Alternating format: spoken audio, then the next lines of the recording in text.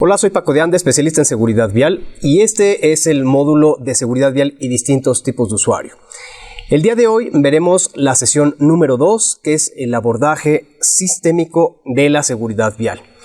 En esta sesión estaremos viendo 5 apartados.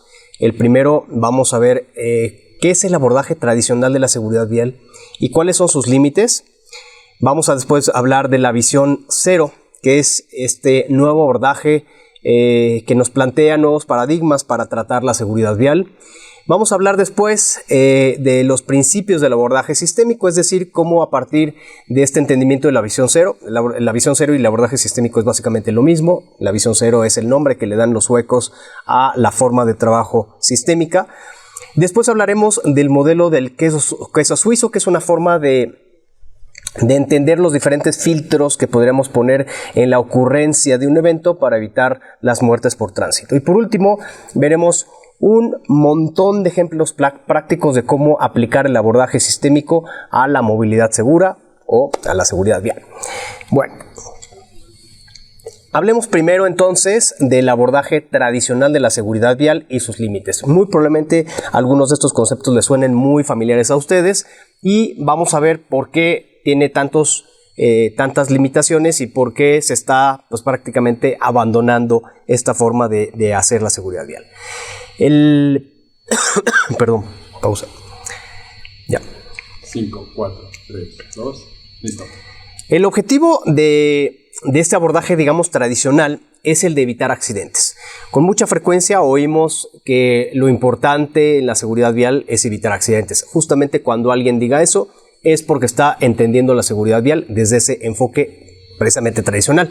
La educación y el cumplimiento de las reglas son fundamentales para el orden. Esta es una idea una idea base, digamos, de este concepto, y también con mucha frecuencia se busca por ahí el que toda la gente cumpla con las reglas con el objetivo de evitar los choques y las consecuencias, ¿no? Y para que eso suceda se busca entonces que exista la educación y de tal manera que todo pareciera que tiene un sentido muy lógico, ¿no? Se educa y después la gente cumple y por tanto no hay accidentes. Bueno, esa es una de las ideas típicas del abordaje tradicional.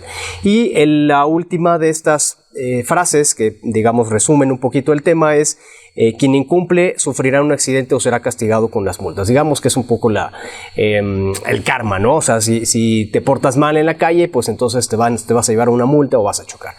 Estos son, digamos, grandes ideas o preceptos que marca el abordaje tradicional. El abordaje tradicional se construye básicamente en Estados Unidos a partir, ayer lo estábamos viendo, de cómo se empiezan a gestar los reglamentos para regular la circulación de los vehículos a principios del siglo XX, y se crea también en Estados Unidos un modelo primero de 3E, después 4, 5 y creo que llegaron hasta 6 o 7E, por cómo empezaban las palabras. Perdón. Otra vez. 5, 4, 3, 2. Y son Es porque las palabras que conforman este modelo empiezan todas con E. En inglés, las tres principales son engineering, es ingeniería, digamos un poco cómo se hace las calles, los vehículos.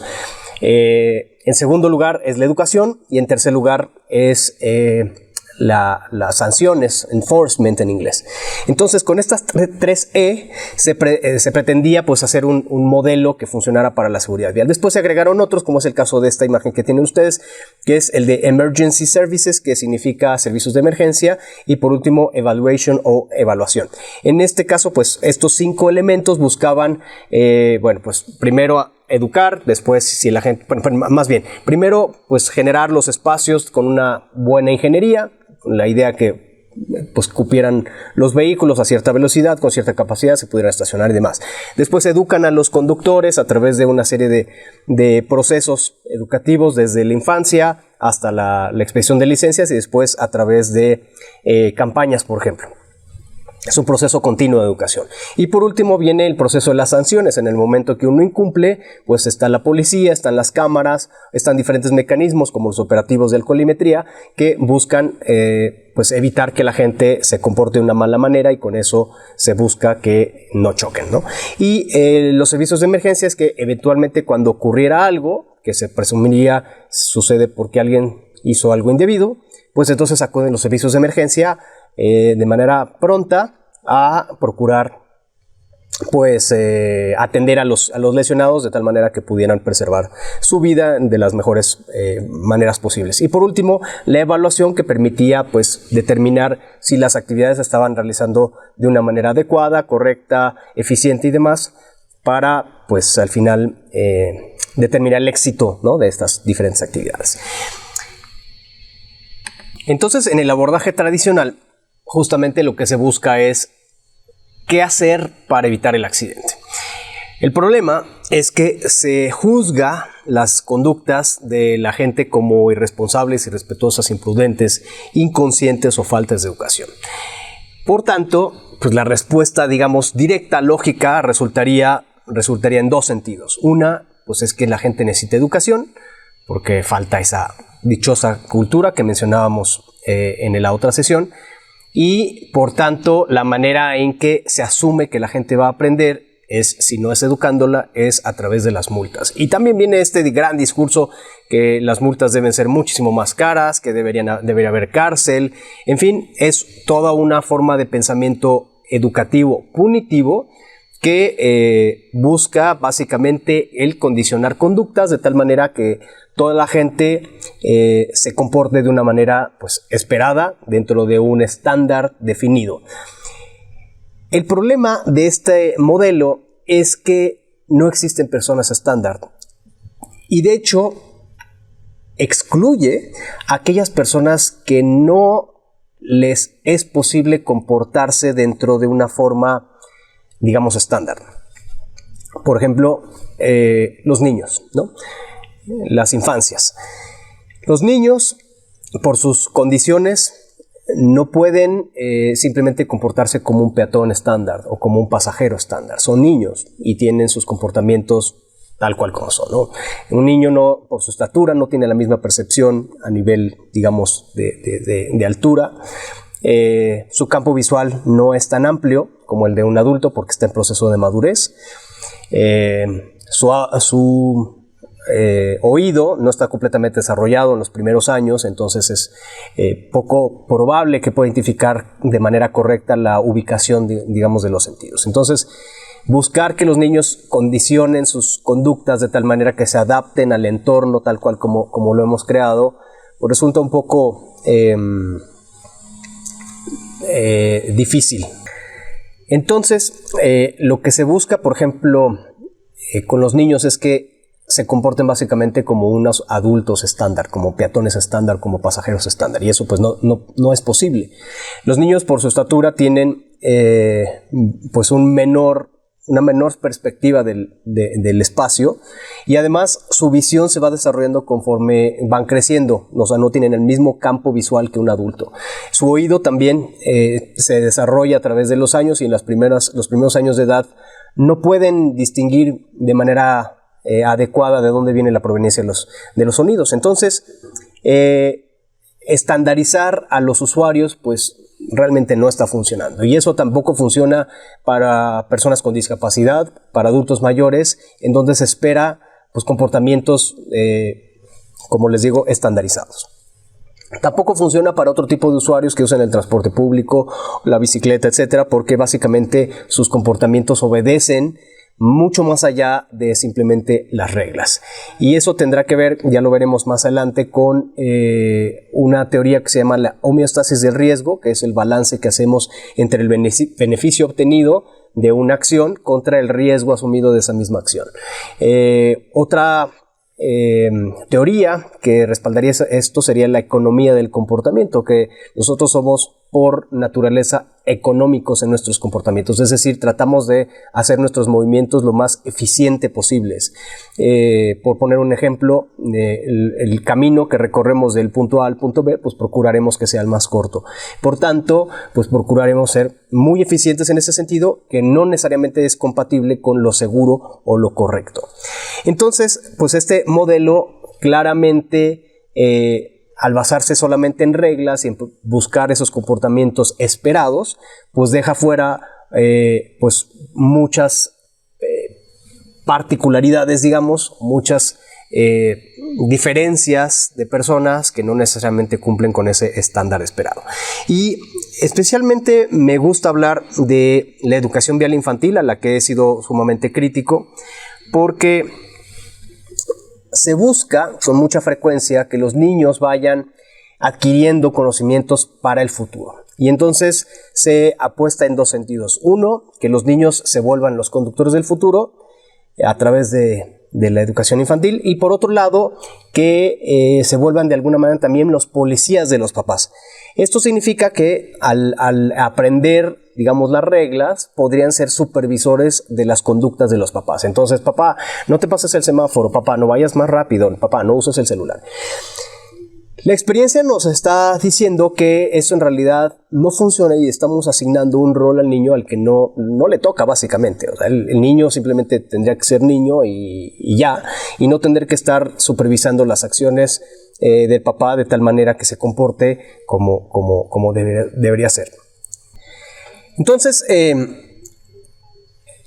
pues no es justo que estemos apostándole a que los niños se vuelvan los policías por ese lado, y por otro lado, apostar a que los niños van a ser los conductores del futuro es básicamente ignorar que la mayoría de los conductores, la mayoría de los usuarios no son conductores. Es decir, la mayoría de las personas nunca van a manejar. Es más, estarán utilizando otras formas de movilidad, y de hecho, si lo pensamos desde el criterio de la movilidad sustentable, no hace ningún sentido que busquemos que la gente busque manejar.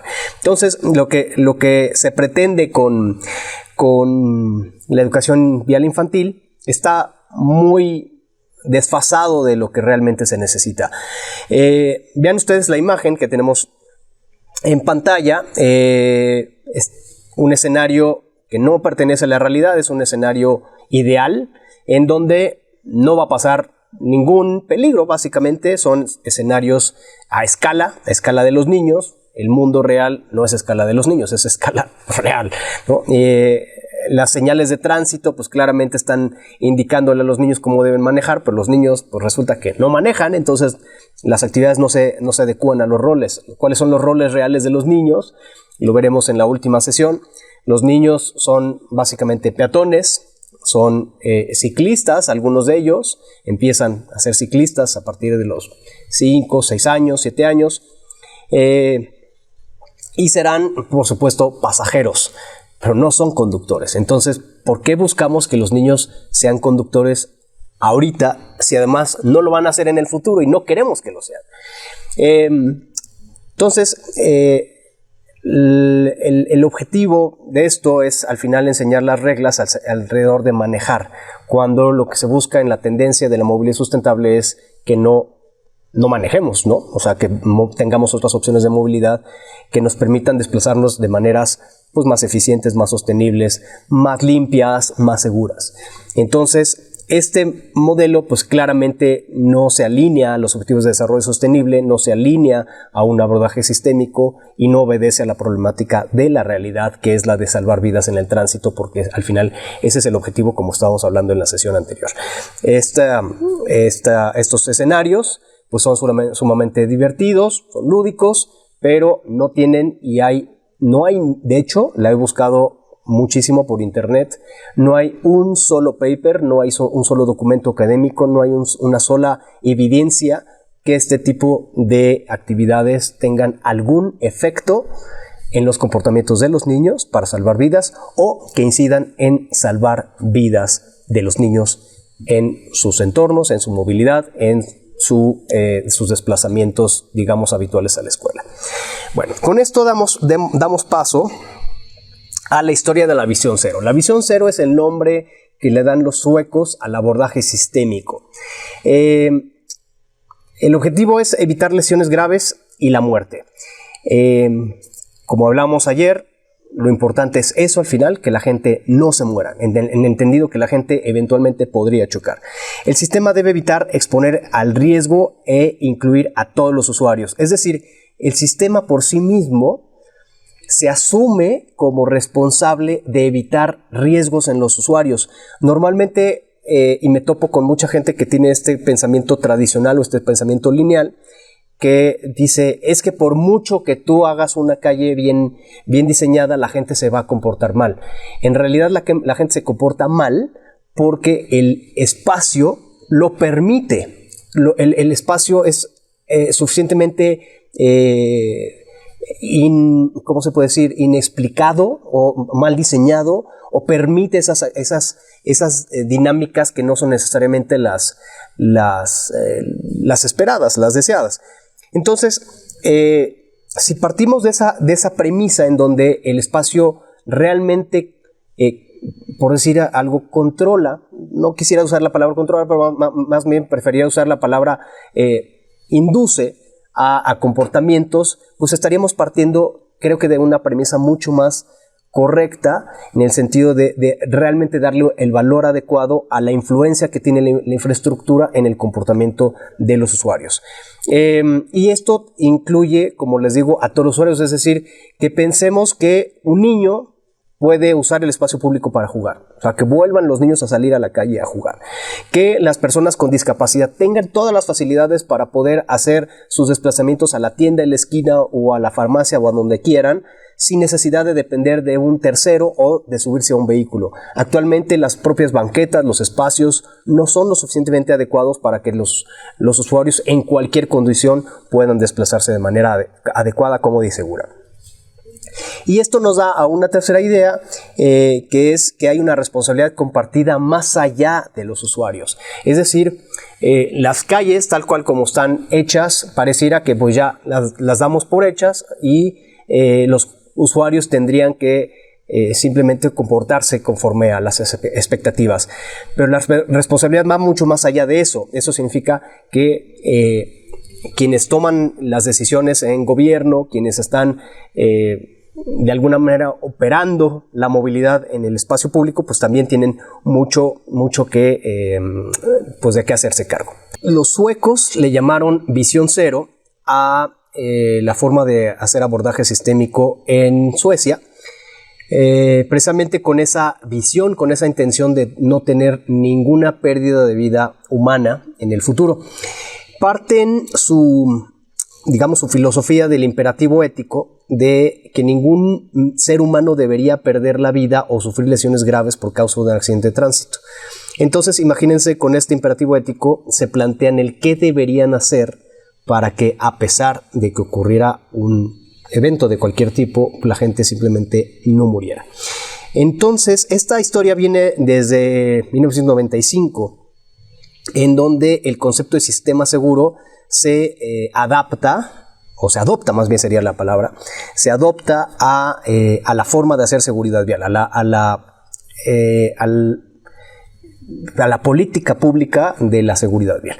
¿Esto qué significa? Que entender que el sistema de movilidad debe ser mucho más seguro, trascendiendo esa responsabilidad que les comentaba de los usuarios, y más bien generando pues un sistema que pues, evite riesgos al final del día. Y eso pues plantea muchos retos, desde empezarse a cuestionar precisamente los riesgos que por sí mismo genera, por ejemplo, manejar. En el 97 hay una resolución parlamentaria que establece que la visión cero constituye el fundamento de seguridad vial en Suecia, es decir, que se va a empezar a hacer la política de seguridad vial basada en el enfoque sistémico.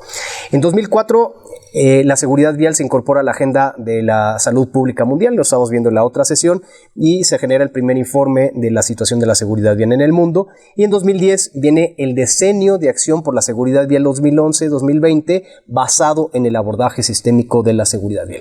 Es decir, al final del día, si nosotros hacemos el recuento hacia atrás, pues le podríamos dar el crédito a los suecos de haber introducido el concepto de sistema seguro a la seguridad vial y a la movilidad, y la agenda hoy que rige el actuar de los países en el mundo, que es el Diseño de Acción por la Seguridad Vial 2021-2030, pues está basado en este abordaje sistémico precisamente.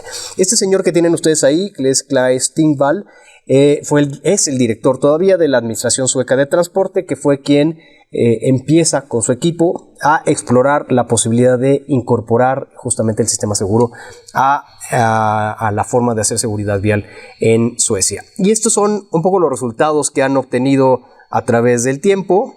Pueden ustedes ver cómo se ha desempeñado la seguridad vial. Ellos venían de haber estado reduciendo relativamente la cantidad de muertos por tránsito en los últimos años antes de los 2000 y pues no habían tenido tantos resultados, pero de hecho ya estaba medio estable, digamos, el comportamiento. Es lo que está sucediendo más o menos en México, que no tenemos un descenso, pero tampoco significa que esté aumentando mucho la cantidad de muertos por año. Digamos, estamos estables, y entonces los suecos deciden experimentar con la visión cero, con este enfoque sistémico, y empieza ya una tendencia a la baja, en donde claramente pues ya se ven efectos para poder reducir las muertes por tránsito. Claramente no han logrado la meta, que es 0 muertes. Sin embargo, pueden ustedes ver que la cifra se mantiene entre 200 y 300 muertos por año en este país, Suecia. Hay ciudades, sin embargo, que están haciendo cambios importantes en diferentes partes del mundo: Oslo, Helsinki, Pontevedra. Y ellas son ciudades de 0 muertes en tránsito. Eso significa que han sí logrado sistemas de seguridad vial mucho más seguros, pero han tenido pues políticas sumamente agresivas para empezar a sacar los coches de los centros de las ciudades, al menos. Es decir, la gente en donde se concentra la mayor cantidad de población ya no se desplaza en automóvil, se desplaza en bicicleta, en transporte público o caminando, y eso pues desde luego es una escala mucho más humana, donde cualquier error pues no va a costar la vida. Y vamos a ver unas diferencias entre el pensamiento lineal y el pensamiento sistémico, porque no solamente se trata de entenderlo esto como un sistema, sino también es un cambio de pensamiento. Nosotros tradicionalmente hemos sido educados dentro de un pensamiento reduccionista, lineal, en donde hay una causa y una consecuencia, donde hay un culpable y un castigo, donde hay básicamente situaciones en donde procuramos generar una línea directa entre pues, la causa y la solución, o la consecuencia, podemos llamarlo así, más que la solución, porque no llegamos a una solución de fondo. En realidad creemos que estamos resolviendo la situación puntual, pero olvidamos el contexto. Entonces, el pensamiento lineal del lado izquierdo, lo tienen ahí ustedes, es reduccionista, es decir, trata de analizar los problemas de una manera lo más limitado posible, lo más puntual posible. Cuando ustedes ven una nota de un accidente de tránsito en una publicación en internet, una revista, lo que sea, en un periódico,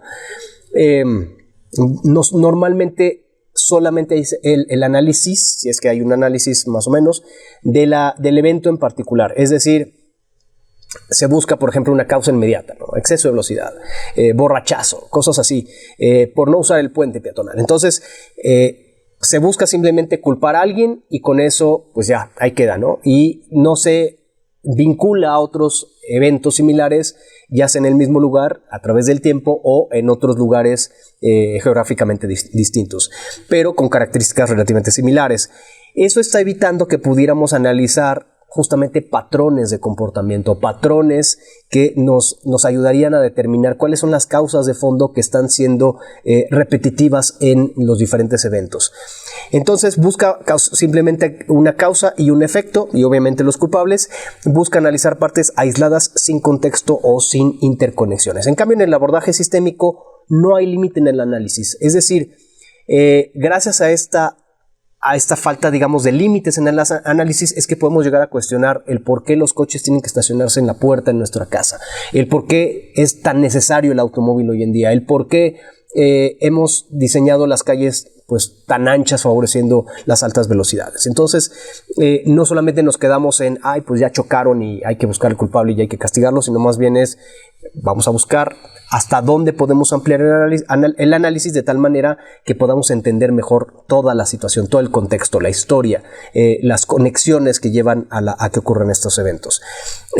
Las consecuencias intencionales y no intencionales son parte del sistema, es decir, no porque tengamos una calle significa que las cosas van a suceder siempre bien, más bien al contrario, vamos a pensar que esa calle eventualmente puede generar y puede ser, digamos, sede de eventos pues no deseados, pero esperados. O sea, tenemos que dar por sentado que van a ocurrir eventos, que van a ocurrir choques, que van a ocurrir situaciones que no queremos, pero que podríamos esperarlas.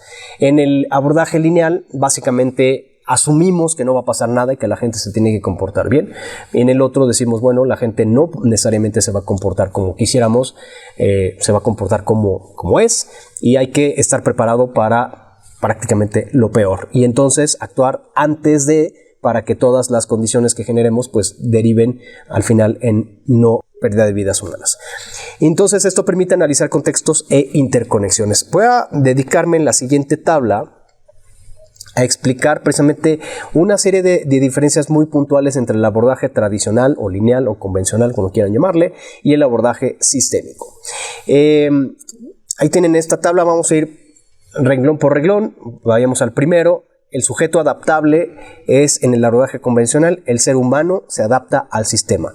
En el abordaje sistémico es al revés, el sistema se debe adaptar a las necesidades del ser humano.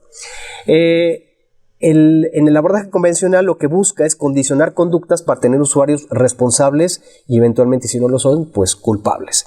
Y en el abordaje sistémico busca lecciones y soluciones para facilitar la movilidad. Es decir, en cada evento se aprende para ir mejorando el sistema y para que al final tengamos pues, facilidades de movilidad para todas las personas y que no le cueste la vida, por supuesto. El objetivo en el primer caso, en el abordaje convencional, es prevenir y reducir accidentes, y en el abordaje sistémico es prevenir y reducir las muertes que pudieran provocarse en el caso de que ocurra un accidente.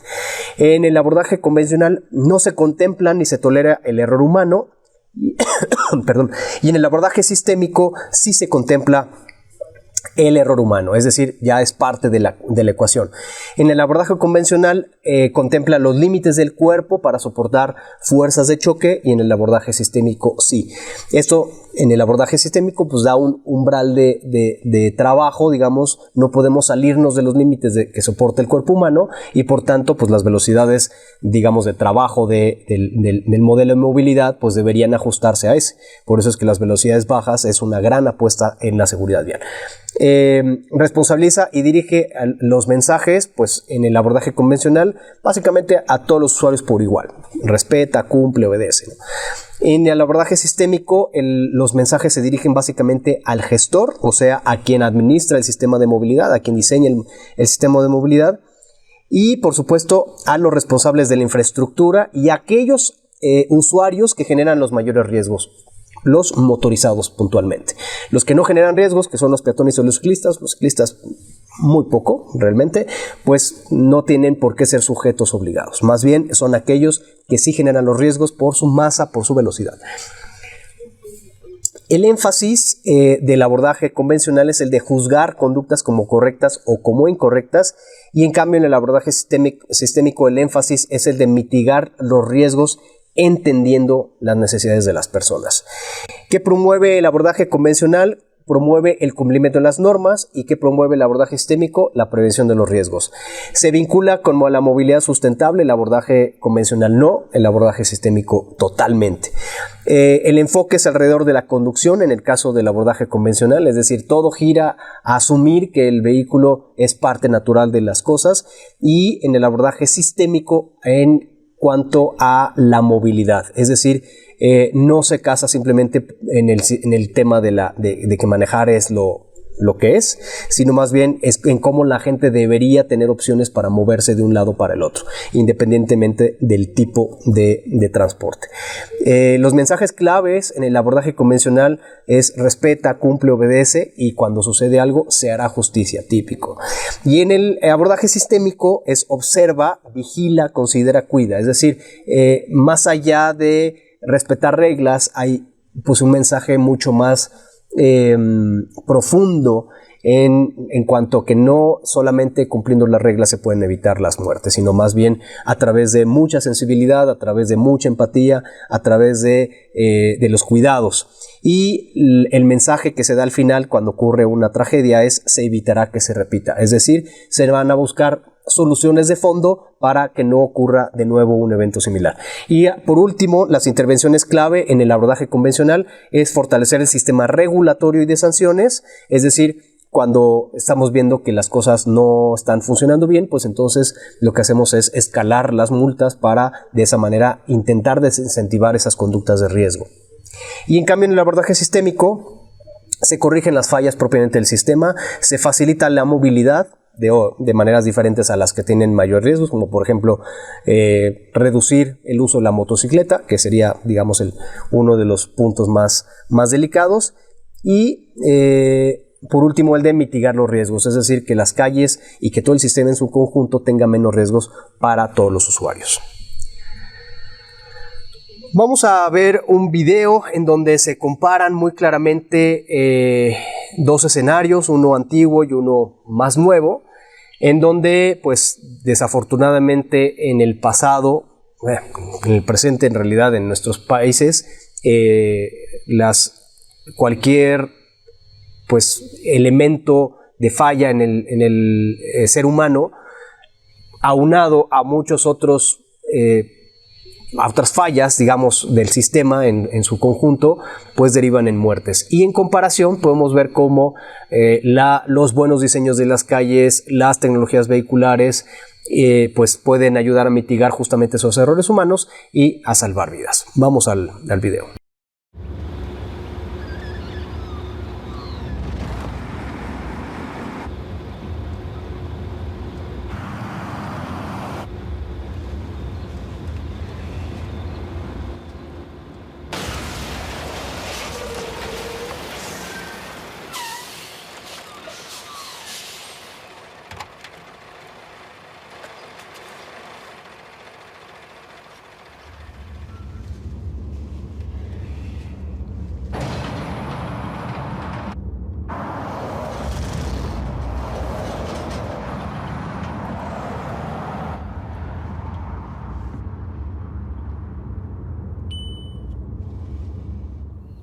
While we've come a long way, we can't stop now.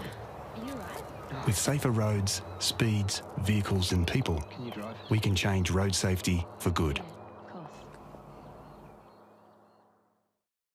Con el video anterior, me encantaría que hiciéramos un breve análisis de este choque, desafortunadamente fatal, que ocurrió en Tlaquepaque, en Jalisco. Aquí pueden ver del lado izquierdo la escena cubierta por algún medio de comunicación, en donde desafortunadamente un vehículo choca de frente contra otro. Era en la noche, se presume que podría haber habido alcohol, jóvenes involucrados, y bueno, pues ahí tienen la tragedia. De una manera, digamos, lineal, pues lo que estaríamos culpando directamente al consumo de alcohol, posiblemente a los papás de los jóvenes involucrados, y pues no habría mucho más allá de ese análisis.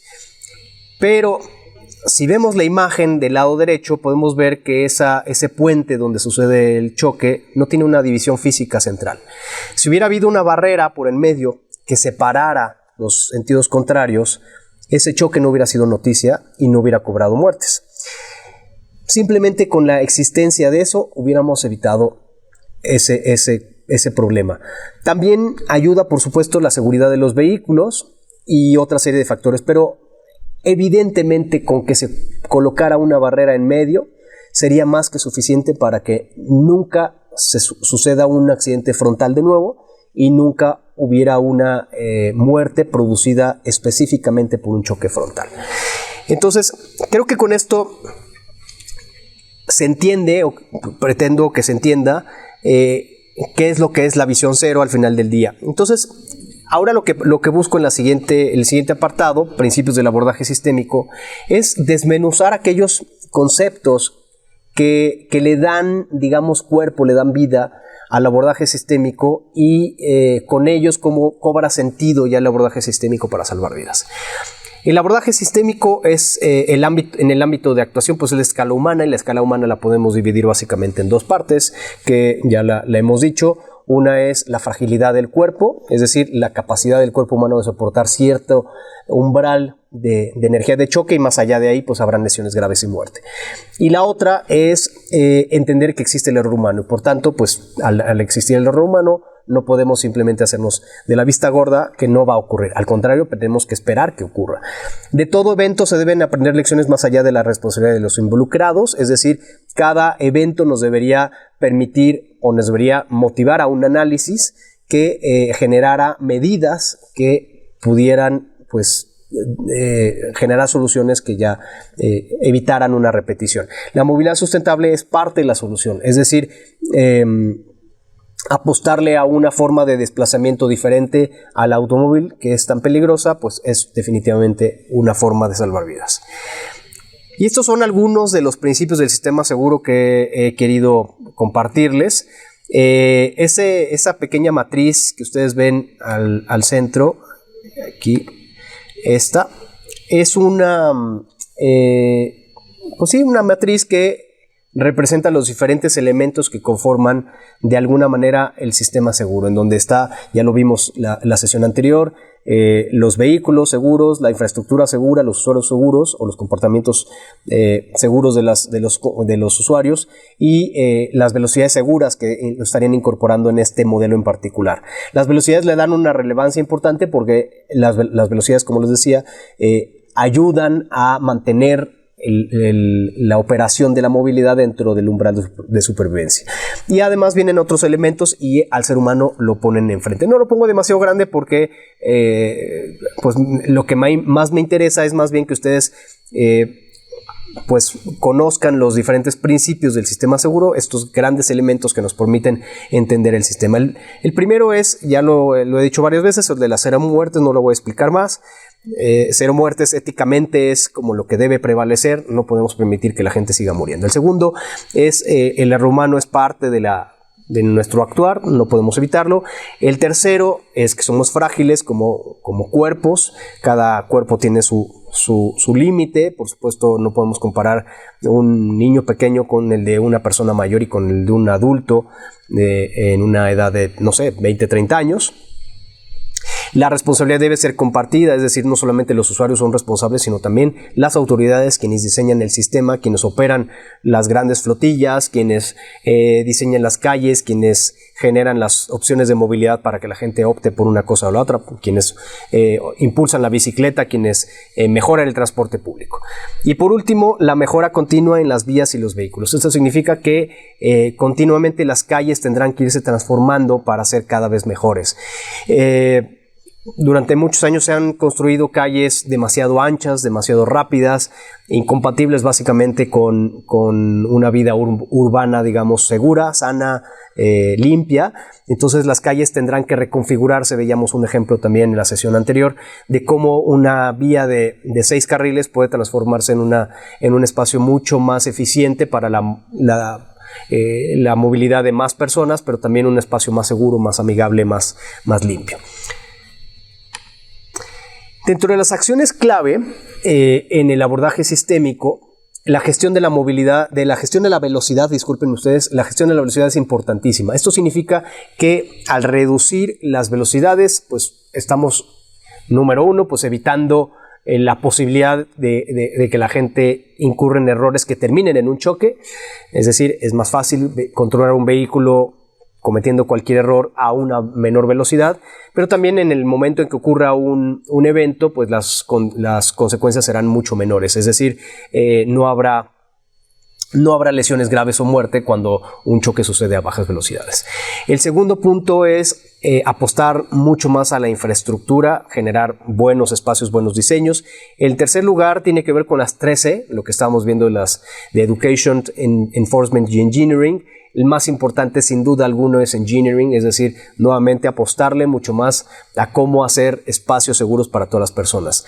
El cuarto punto es alianzas público-privadas. Esto significa que no solamente la responsabilidad recaería en la administración pública, sino también todos aquellos privados que de alguna manera tienen que ver con el actuar en el tránsito.